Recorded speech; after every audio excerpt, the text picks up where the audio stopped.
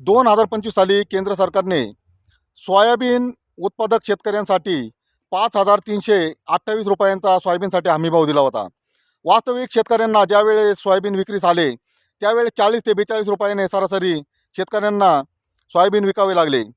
मग 5,328 रुपयांचा हमीभाव हा सरकारने नेमका कोणासाठी दिला होता हा प्रश्न उभा राहतो. शेतकऱ्यांना 5,328 रुपयांचा भाव मिळालाच नाही.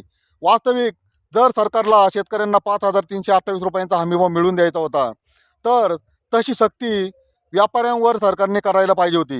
व्यापाऱ्यांनी सर्रास 40 ते 42 रुपयांनी सोयाबीन हे खरेदी केले आणि शेतकऱ्यांना 5,328 रुपयांचा भाव हा मिळालाच नाही. मग सरकार फक्त घोषणाच करतंय का आणि शेतकऱ्यांच्या प्रश्नांची सरकार गंभीरतेने दखल घेत नाही का असा प्रश्न निर्माण होतो.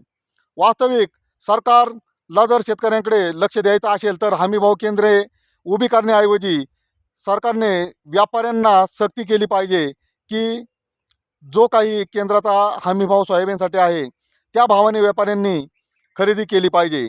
तरच सोयाबीन उत्पादक शेतकरी यातून वाचू शकतो. सौगंध मुझे इस मिट्टी की, मैं ये देश नहीं मिटने दूंगा. जय जवान जय किसान.